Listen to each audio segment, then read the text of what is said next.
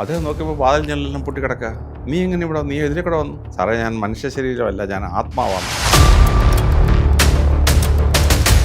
അങ്ങനെയാണെങ്കിൽ എന്തുകൊണ്ട് എനിക്ക് ആത്മാവുണ്ടോ ഇല്ലയോ എന്ന് അറിയാൻ പറ്റണം, കാണാൻ പറ്റും. അതേപോലെ ധൈര്യം ഉണ്ടോ? ഞാനുള്ള സൂപ്പറുണ്ടോ പോലീസല്ലേ, ധൈര്യമില്ലെന്ന് പറയാൻ പറ്റുമോ? ഞാൻ പറഞ്ഞു ധൈര്യം ഉണ്ടെന്ന്. ഞങ്ങളുടെ മന്ത്രം ചെല്ലാൻ തുടങ്ങി. ആ തോർത്തിൻ്റെ അവിടെ 6 ഇഞ്ച് നീളമുള്ള സ്വർണ്ണ നിറത്തിൽ, നമ്മൾ ഗളിവറിൽ ലില്ലിപ്പൊട്ടെന്ന് പറഞ്ഞ ജനാർദ്ദൻ സ്വിഫ്റ്റിൻ്റെ കഥയെ പറയുന്ന പോലെ 6 ഇഞ്ച് നീളം സ്വർണ്ണ നിറം. ഈ ആത്മാവ് വന്നപ്പോൾ ഇവർ തോർത്തങ്ങ് വിട്ടു, ഈ 2 കളക്ടർമാരെ തോർത്തങ്ങ് വിട്ടു. അപ്പോൾ ഞാനും നേരെ ഈ വെള്ള ഭിത്തിയുടെ മുമ്പിൽ ഈ ആത്മാവ് മാത്രമേ ഉള്ളൂ. അപ്പോൾ ഞാൻ കോട്ടയം SP ആയിരുന്നപ്പോൾ എൻ്റെ ഒരു സർക്കിൾ ഇൻസ്പെക്ടറുടെ കുട്ടി 2ാം നിലയിൽ കളിച്ചുകൊണ്ട് നിന്നിട്ട് കൈവരയുടെ മുകളിൽ കൂടെ എടുത്തൊരു ചാട്ടം വെച്ച് കൊടുത്തു. കുട്ടി താഴെ വീണ് അപ്പോഴും ചത്തുപോയി. ഇയാളങ്ങ് ഒള്ളി ചൈൽഡല്ലേ അങ്ങനത്തെ ആരും ഒരു ഭ്രാന്തിയുടെ പരുവായി. കുട്ടി മരിച്ചു കഴിഞ്ഞപ്പോഴത്തേന്. കാര്യം ആ സ്ത്രീയുടെ അടുത്ത് നിന്നാണ് ഈ കുട്ടി ഓടിയത്. അപ്പോൾ ആ സ്ത്രീ പിടിക്കാൻ പറ്റാത്തതാണ് ഈ മരണം സംഭവിച്ചതെന്ന് ആ സ്ത്രീക്ക് ഒരു ഗിൽറ്റ് ഫീലിംഗ് വന്നു. അപ്പോൾ ഇയാളെയും ഭാര്യയും ഒന്ന് ആശ്വസിപ്പിക്കാൻ വേണ്ടി ഞാൻ നേരെ വണ്ടി എടുത്തുകൊണ്ട് പോയി. അവർ രണ്ടുപേരും ഭാര്യയും കയറാൻ പറഞ്ഞു. SP വണ്ടിയിൽ തന്നെ ഞങ്ങൾ പാഴൂർ പോയി. പാഴൂർ പടിക്കൽ പോയി എനിക്ക് പരിചയമുള്ള അദ്ദേഹത്തെ കാണിച്ചു. അതെല്ലാം നോക്കിയിട്ട് പറഞ്ഞു, നിങ്ങൾ പേടിക്കണ്ട, ഈ കുട്ടി മരിക്കേണ്ട സമയത്തല്ല മരിച്ചത്, നിങ്ങളുടെ ഒരു അശ്രദ്ധ കൊണ്ട് മരിച്ചതല്ലേ. ആ കുട്ടി 1 കൊല്ലം കഴിയുമ്പോൾ പുനർജനിപ്പിക്കും, നിങ്ങളുടെ കുട്ടിയായിട്ട് തന്നെ ജനിക്കും എന്ന് പറഞ്ഞു. അത് കേട്ടപ്പോൾ ഇവർക്ക് വലിയ ആശ്വാസമായി. 1 കൊല്ലം കഴിഞ്ഞപ്പോൾ ഈ സ്ത്രീക്ക് 2ാമതൊരു കുട്ടിയുണ്ടായി.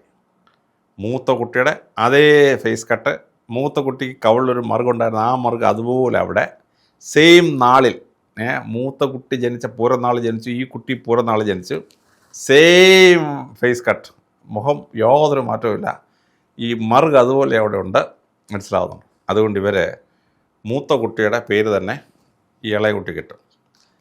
അവൻ എഞ്ചിനീയർ, ആ പയ്യൻ എഞ്ചിനീയറൊക്കെ ആയി PWയുടെ ഇതിലെ ഇതായിട്ട് ഇപ്പോൾ ഡെപ്യൂട്ടി എക്സിക്യൂട്ടീവ് എഞ്ചിനീയറായെന്ന് തോന്നുന്നു.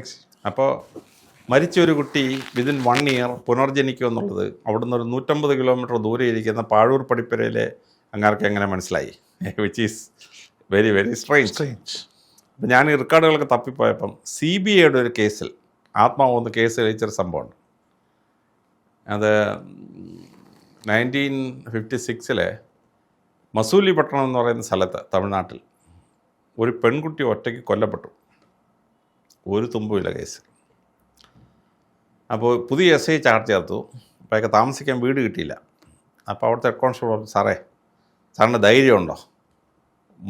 ഒരു മരണം നടന്നൊരു വീടുണ്ട്, അവിടെ ഉടമസ്ഥൊന്നുമില്ല, സാറിന് ധൈര്യമുണ്ട്, അവിടെ ഒരാഴ്ച താമസിക്കുക, അപ്പോഴത്തേക്ക് ഞങ്ങൾ വീട് കണ്ടുപിടിക്കാമെന്ന് പറഞ്ഞു. അപ്പോൾ എനിക്ക് പേടിയൊന്നുമില്ല, ഞാൻ വീട്ടിൽ പോയി താമസിച്ചു. രാത്രി ഒരു 12 മണിയായപ്പം വെളുത്ത സാരിയും ബ്ലൗസും കൊടുത്തൊരു സ്ത്രീ ബെഡ്റൂമിൽ നിൽക്കുന്നു. അദ്ദേഹം നോക്കിയപ്പോൾ വാതിൽ ജനലെല്ലാം പൊട്ടിക്കിടക്കുക. നീ എങ്ങനെ ഇവിടെ വന്നു? നീ എതിരെ കൂടെ വന്നു? സാറേ, ഞാൻ മനുഷ്യ ശരീരമല്ല, ഞാൻ ആത്മാവാണെന്ന് പറഞ്ഞു. ഇവിടെ ഈ വീട്ടിൽ കൊല്ലപ്പെട്ട സ്ത്രീയുടെ ആത്മാവാണ്. ഞാനും അമ്മയും കൂടി വീട്ടിൽ താമസിക്കുകയായിരുന്നു. അപ്പോൾ ഒരാൾ എന്നോട് പ്രേമത്തിലായി. അയാൾ ഈ വീട്ടിൽ വന്നു. എൻ്റെ അമ്മ മരിച്ചു കഴിഞ്ഞപ്പം ഞാൻ ഒറ്റയ്ക്കായിരുന്നു. അപ്പോൾ എൻ്റെ കൈവശം ഇരുന്ന 25 പവൻ്റെ സ്വർണ്ണം അവന് വേണമെന്ന് പറഞ്ഞു. ഞാൻ അവൻ ഒക്കത്തില്ല എന്ന് പറഞ്ഞു. അങ്ങനെ അവൻ രാത്രി എന്നെ കൊന്ന് കുഴിച്ചിട്ടിട്ട് അവൻ സ്വർണം കൊണ്ട് പോയി, പകുതി സ്വർണം കൊണ്ട് പോയി. അവൻ്റെ അഡ്രസ്സ് താഴെ പറയുന്നതാണ്, എഴുതിയെടുത്തോളം എഴുതിയെടുത്തു. ഇയാൾ ഡൽഹി ചെന്ന് CBI ആണ് കേസ് അന്വേഷിക്കുന്നത്. ലോക്കൽ പോലീസ് പറ്റാവുന്നപ്പം ഭയങ്കര സെൻസേഷണൽ കേസാണ് CBI കൊടുത്തു. CBI കേസ് അന്വേഷിക്കുകയാണ്. CBI അവനെ അറസ്റ്റ് ചെയ്തു. അപ്പോഴവൻ സത്യമൊക്കെ പറഞ്ഞു. പക്ഷേ തെളിവ് എവിടാ സാറേ എന്ന് വെച്ചു. അപ്പോൾ തെളിവ് ഇങ്ങനെ അന്വേഷിച്ചിരിക്കുമ്പോൾ ഈ CBI ഉദ്യോഗസ്ഥൻ്റെ അടുത്ത് ഈ ആത്മാവ് ചെന്നു. സാറേ, അടുക്കളയുടെ അപ്പുറത്ത് ആണ് എന്നെ കുഴിച്ചിട്ടിരിക്കുന്നത്, സാറത് കുഴിച്ചാൽ മതി, എൻ്റെ ശരീരം കിട്ടും. എൻ്റെ കഴുത്തിൽ കുരുക്കിയിട്ടിരുന്ന കയറ് മാറ്റിയിട്ടില്ല, അതുപോലെ അവിടെ ഉണ്ട്. ജഡ്ജി അങ്ങോട്ട് വിളിച്ചുകൊണ്ട് വരണമെന്ന് പറഞ്ഞു. പിന്നെ എൻ്റെ സ്വർണം പകുതി അവൻ കൊണ്ടുപോയിട്ടുള്ളൂ, ബാക്കി പകുതി അവൻ ആ മരത്തിൻ്റെ ചവിട്ടി കുഴിച്ചിട്ടുണ്ടെന്ന് പറഞ്ഞു. അങ്ങനെ ഈ CBIയുടെ ഇൻസ്പെക്ടർ പോയിട്ട് ജഡ്ജിയോട് പറഞ്ഞു.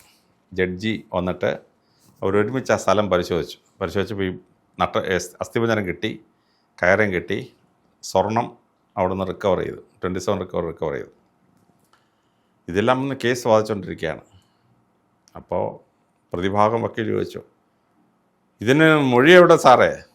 മൊഴി എന്ന് പറഞ്ഞു. അപ്പോൾ കോടതിക്കകത്തൊരു ശബ്ദം കേട്ടു, പേന താഴെയിട്, ഞാൻ സാക്ഷ്യം പറയാം. ജഡ്ജി പേന താത്ത് വെച്ചു. ആത്മാവൊന്ന് പേന പൊക്കിയിട്ട് എഴുതി അവിടെ ഒപ്പിട്ടു. കേസ് ശിക്ഷിച്ചു. അപ്പോൾ CBI എന്ത് ചെയ്തു? അവരുടെ പ്രസിദ്ധമായ ഡൈജസ്റ്റിൽ ഇത് പബ്ലിഷ് ചെയ്തു. ആത്മാവ് ഒന്ന് കേസ് തെളിയിച്ച കേസ് പബ്ലിഷ് ചെയ്തു. മനസ്സിലാവും. അപ്പോൾ ഞാൻ ഈ കണ്ണൂർ ആത്മാവ് തെളിയിച്ച കേസ് നമ്മുടെ സുകുമാരൻ്റെ മകൻ പൃഥ്വിരാജിനോട് പറഞ്ഞു. പൃഥ്വിരാജ് ഒരു കേസാക്കി, ഒരു സിനിമയാക്കി, കോൾഡ് കേസ് എന്ന് പറഞ്ഞ സിനിമയാക്കി. ഞാൻ ഈ പറയുന്ന കഥ ഒരു സിനിമയായി. അപ്പോൾ എന്നോട് പറഞ്ഞു ആദ്യം വന്നതൊന്ന് പറയാമെന്ന് ചോദിച്ചു. ഞാൻ പറയത്തില്ല എന്നത്. അപ്പോൾ പൃഥ്വിരാജ് എന്ത് ചെയ്തു? എന്നെപ്പോലിരിക്കുന്ന ആളിനെ എൻ്റെ ഈ കണ്ണാടിയുടെ സ്പെഷ്യാലിറ്റി കണ്ണാടിയും വെച്ചിട്ട് ആദ്യം ഈ കഥ പറയുന്നത് എന്നെപ്പോലൊരാളെന്നാണ് പറയുന്നത്. ഇതേ കഥ ഹിന്ദിയിലൊരു പ്രസിദ്ധമായ സിനിമയായിട്ട് മാറി പിന്നീട്. അപ്പോൾ ഈ CBIയുടെ കേസ് പബ്ലിഷ് ചെയ്ത CBI ഒഫീഷ്യലി അക്സെപ്റ്റ് ചെയ്യുന്നൊരു കേസാണ്. അതായത് മനുഷ്യനല്ലാത്ത ആത്മാവ് വന്നിട്ട് എവിഡൻസ് നൽകിയൊരു കേസാണ്. അപ്പോൾ ഇന്ത്യൻ എവിഡൻസ് ആക്ടിൽ ആത്മാവിന് മൊഴി പറയാൻ പറ്റിയല്ല. അതുകൊണ്ട് ആ മൊഴി നമ്മൾ കോടതി പറയാതെ മറ്റ് എവിഡൻസ് ആയിരിക്കും നമ്മൾ കോടതി കൊടുക്കുക. അതാണ് നമ്മൾ സാധാരണ സ്വീകരിക്കുന്ന ഒരു 24 വയസ്സായപ്പോൾ എനിക്കൊരു തലവേദന വന്നു. ഞാൻ 3 ദിവസം ഉറക്കുളച്ചിരുന്നങ്ങ് വായിച്ച്, അതുണ്ടായ തലവേദനയാണ്. തിരുവനന്തപുരം മെഡിക്കൽ കോളേജിൽ നിന്ന് പറഞ്ഞു തലച്ചോറിന് ട്യൂമറാണോന്ന് പരിശോധിക്കണമെന്നൊക്കെ പറഞ്ഞു. അപ്പോൾ ഒന്ന് ശ്രീ തിരുനാൾ സെൻറ്ററിലോട്ട് ഉദ്ഘാടനം കഴിഞ്ഞ ഒരാഴ്ച ആയിട്ടുള്ളൂ. അപ്പോൾ എന്നെ അങ്ങോട്ട് മാറ്റി. അപ്പോൾ അവർ ഈ പരിശോധനകളൊക്കെ ചെയ്തുകൊണ്ടിരിക്കുകയാണ്. രാത്രി ഒരു 11 മണിയായപ്പോൾ 3-ാം നിലയിലുള്ള എൻ്റെ ബെഡിനടുത്തൊരു അച്ഛൻ നിൽക്കുന്നു. ഒരു പുരോഹിതൻ, കുപ്പായിട്ടൊരു പുരോഹിതൻ നിൽക്കുന്നു. പക്ഷേ തൊട്ടപ്പുറത്തുള്ളവരാരും കാണുന്നില്ല, എനിക്ക് മാത്രമേ കാണാൻ പറ്റും. അപ്പോൾ ഞങ്ങളൊക്കെ വിശ്വസിക്കുന്ന കൊച്ചോപ്പൻ എന്ന് പറയപ്പെടുന്ന 6 തലമുറയ്ക്ക് ഇപ്പോൾ ജീവിച്ചിരുന്ന പുണ്യപുരുഷനായ അച്ഛനാണ് ഈ നിൽക്കുന്നത്. മോൻ പേടിക്കൊന്നും വേണ്ട, നാളെ 11 മണിയാകുമ്പം എല്ലാം ശുഭമായി തീരും കേട്ടോ, ഞങ്ങളൊക്കെ മധ്യസ്ഥ വഹിക്കുന്നുണ്ടെന്ന് പറഞ്ഞു. അത് കഴിഞ്ഞപ്പോൾ ആത്മാവങ്ങ് അപ്രത്യക്ഷമായി.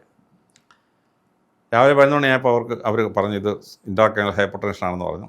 അപ്പോഴേ നമ്മുടെ ഗ്ലിസറിൻ 2 ഔൺസ് വയലോട്ട് തന്നു.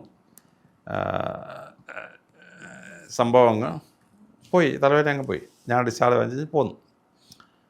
അപ്പോൾ 3-ാം നിലയുടെ മുകളിൽ ഒരു 160 ഇയേഴ്സ് മുമ്പ് ജീവിച്ചിരുന്നൊരു അച്ഛൻ്റെ ആത്മാവാണ് വരുന്നത്. അത് കംപ്ലീറ്റ് കുപ്പായിട്ട് കറക്റ്റ് പൊസിഷനിലാണ് വരുന്നത്.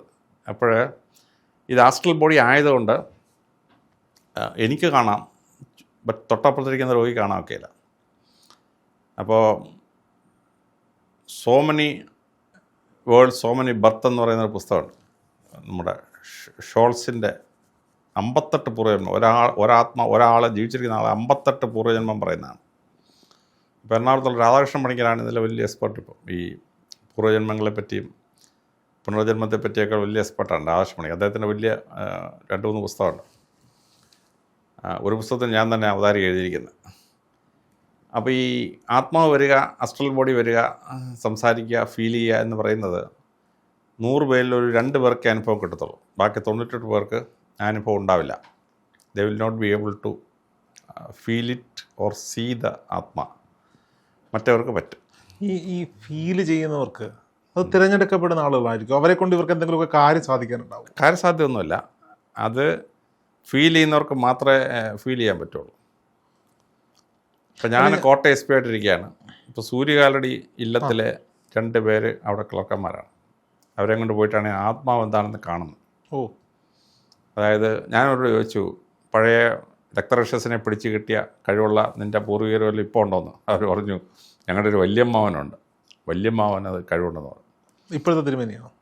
അതിപ്പം മരിച്ചു പോയത്. അപ്പോൾ ഞാൻ പറഞ്ഞു വാ എന്ന് പറഞ്ഞു. ഈ അദ്ദേഹത്തിൻ്റെ കൊച്ചു അനന്തരവനൊക്കെ വണ്ടിയെ കയറ്റി നേരെ സൂര്യകാലയുടെ ഇല്ലത്ത് പോയി. അപ്പോൾ അത് ഒരു 75 വയസ്സുള്ള മനുഷ്യനാണ്. എന്നോട് ചോദിച്ചു എന്തോ ലക്ഷ്യം വെച്ചാണല്ലോ വന്നിരിക്കുന്നത്. ഞാൻ പറഞ്ഞു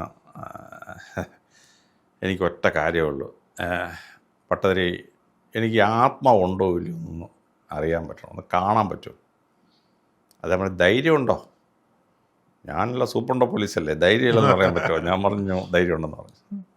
എന്നാൽ വാ എന്ന് പറഞ്ഞു എന്നെ ഒരു മുറി കൊണ്ടുപോയി. ആ മുറിയിൽ ഒരു സൈഡിൽ ഭിത്തി മാത്രമേ ഉള്ളൂ. അതിൻ്റെ മുകളിൽ എന്നെ ഒരു കസേര ഇട്ടിരുത്തി. അപ്പോൾ ഇദ്ദേഹത്തിന് കൊച്ചനെ പറയുമ്പോൾ രണ്ടുപേർ എൻ്റെ ക്ലർക്കന്മാരാണ്. അവർ രണ്ടുപേരും തോർത്ത് കൊണ്ടുവന്ന് ഇങ്ങനെ രണ്ട് സൈഡിൽ എൻ്റെ നേരെ നോക്കി നിന്നിട്ട് തോർത്ത് പിടിച്ചു. അത് ഞാനൊരു മന്ത്രം ചൊല്ലും, അപ്പോൾ ആത്മാവ് ആ തോർത്തിൻ്റെ അവിടെ വരും. അപ്പോൾ സാറ് കണ്ടോണം, എൻ്റെ മന്ത്രം തീരുമ്പോൾ ആത്മാവ് ഡിസപ്പിയർ ചെയ്യും. ഇദ്ദേഹം കൂടെ മന്ത്രം ചൊല്ലാൻ തുടങ്ങി. ആ തോർത്തിൻ്റെ അവിടെ 6 ഇഞ്ച് നീളമുള്ള സ്വർണ്ണ നിറത്തിൽ, നമ്മൾ ഗളിവറിൽ ലില്ലിപ്പൊട്ടെന്ന് പറഞ്ഞ ജനാർദ്ദൻ സ്വിഫ്റ്റിൻ്റെ കഥയെ പറയുന്ന പോലെ 6 ഇഞ്ച് നീളം സ്വർണ്ണ നിറം, അത് കൈയും കാലും ഒക്കെ ഇട്ട് ഇങ്ങനെ അന്തരീക്ഷത്തിൽ ഡാൻസ് ചെയ്യാൻ തുടങ്ങി. ഈ ആത്മാവ് വന്നപ്പോൾ ഇവർ തോർത്തങ്ങ് വിട്ടു, ഈ 2 കളക്ടർമാർ തോർത്തങ്ങ് വിട്ടു. അപ്പോൾ ഞാനും നേരെ ഈ വെള്ള ഭിത്തിയുടെ മുമ്പിൽ ഈ ആത്മാവ് മാത്രമേ ഉള്ളൂ. മന്ത്രം തീരുന്നവരെ ഈ ആത്മാവ് ഡാൻസ് ചെയ്തു. അതിന് മന്ത്രം നിന്നപ്പം ഡിസപ്പിയർ ചെയ്തു. അപ്പോൾ ഈ ക്ലർക്കന്മാർ രണ്ടുപേരും എൻ്റെ മുഖത്ത് നോക്കി, ആത്മാവിനെ നോക്കുന്നല്ല, റിവേഴ്സിൽ നടന്ന് അങ്ങ് ഗേറ്റിൽ കൂടെ അങ്ങ് പുറത്തു പോയി. ഞാൻ ചായ കുടിച്ചിട്ട് വീട്ടിൽ പോയി. പക്ഷേ ഭയങ്കര പനി, കിടുകിടാ പനി, പേടിച്ചു പോയി, കിടുകിടാ പനി. അപ്പോൾ ഞാൻ പോകുന്നൊരു ശനിയാഴ്ചയാണ്. തിങ്കളാഴ്ച രാവിലെ ഇവർ ഓഫീസിലെത്തിയപ്പം ഈ പട്ടതിരി വിളിച്ചു, സാർ ഓഫീസിൽ വന്നിട്ടുണ്ടോ? ഇല്ല. എന്താ? പനിയാണ്. നീ പെട്ടെന്നൊരു കാര്യം ചെയ്യ്, വണ്ടി എടുത്ത് ഇങ്ങോട്ട് വരാൻ പറഞ്ഞു. അപ്പോൾ ഇവൻ നേരെ വണ്ടി എടുത്ത് അവിടെ ചെന്നപ്പോൾ അദ്ദേഹം ഒരു നെയ്യ് എടുത്തിട്ട് ആ നെയ്ക്കകത്ത് എന്തോ മന്ത്രം ജപിച്ചിട്ട് കൊടുത്തിട്ട് പറഞ്ഞു പെട്ടെന്നുണ്ട് അദ്ദേഹത്തിന് വീട്ടിൽ കൊണ്ട് കൊടുക്കാൻ പറഞ്ഞു. അങ്ങനെ അവന് സൂര്യകാലയുടെ പട്ടതിയുടെ എന്നത് വാങ്ങിച്ചിട്ട് എൻ്റെ കോട്ടയത്തെ എസ് ക്വാർട്ടേഴ്സിൽ കൊണ്ടുവന്ന് തന്നു. ഞാൻ ആ നെയ്യ് ഒന്ന് വായിലിട്ടൊന്ന് സോളോ ചെയ്തൊരു 5 മിനിറ്റ് കഴിഞ്ഞാൽ പനി അങ്ങ് ഡിസപ്പിയർ ചെയ്തു. അപ്പോൾ ഈ ആ പ്രത്യക്ഷപ്പെട്ട ആത്മാവ് എന്നെ കയറി സ്വാധീനിച്ചതാണോ അതോ ഭയപ്പെട്ടാണോ എന്നെനിക്ക് അറിഞ്ഞുകൂടാ. വൈദ്യശാസ്ത്രം എക്സ്പ്ലെയിൻ ചെയ്യാൻ പറ്റാത്തൊരു പനിയാണ് പിടിച്ചിരിക്കുന്നത്. ആ പനി അല്പം കഴിഞ്ഞപ്പോൾ അങ്ങ് ഈ നെയ്യ് കഴിച്ചപ്പോൾ അങ്ങ് ഡിസപ്പിയർ ചെയ്യുക, മനസ്സിലാകുന്നുണ്ട്. അപ്പോൾ ഈ നമ്മളീ പറയുന്ന ആത്മാവുണ്ടോ പുനർജന്മം ഉണ്ടോ എന്ന് ചോദിച്ചാൽ നമ്മൾ അനേകം കേസിൽ പുനർജന്മങ്ങൾ കണ്ടിട്ടുണ്ട്.